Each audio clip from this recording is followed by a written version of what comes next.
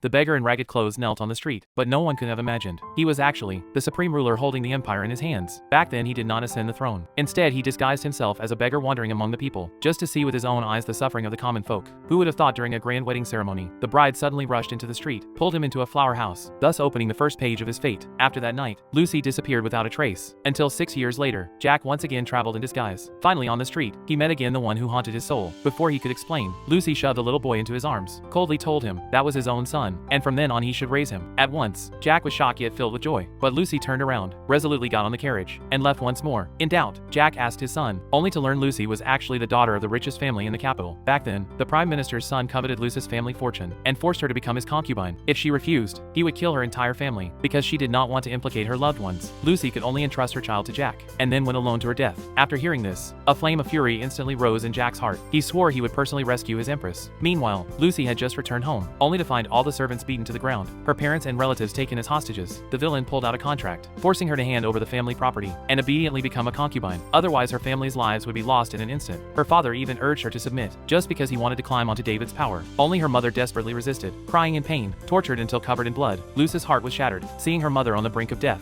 She could only hold back tears and prepare to sign. At the last moment, that ragged Jack suddenly broke in. The villain thought he was just a nameless beggar, even grabbed some pastries, and threw them on the ground to humiliate him. But he never knew the beggar before him was the emperor himself. Jack coldly rebuked him. The villain was not impressed, arrogantly ordering guards to seize him. At that moment, the little boy stood up bravely, angrily cursing that the villain would one day end up in prison. These words made the villain furious. He raised his hand to slap the child, but Jack grabbed his wrist and threw him to the ground with a push. Just then, the guards rushed forward with blades. Lucy hurried to shield the child. In that crisis, someone shouted stop. At once, the villain froze. He thought the other side was only bluffing, yet dared to call ministers of the court to testify. Soon, an official arrived with attendants, storming in with anger, originally intending to support the villain. But when they turned around and saw the man's face clearly, they collapsed to their knees with a bang, crying out, "Long live the emperor, long live the emperor, long live forever."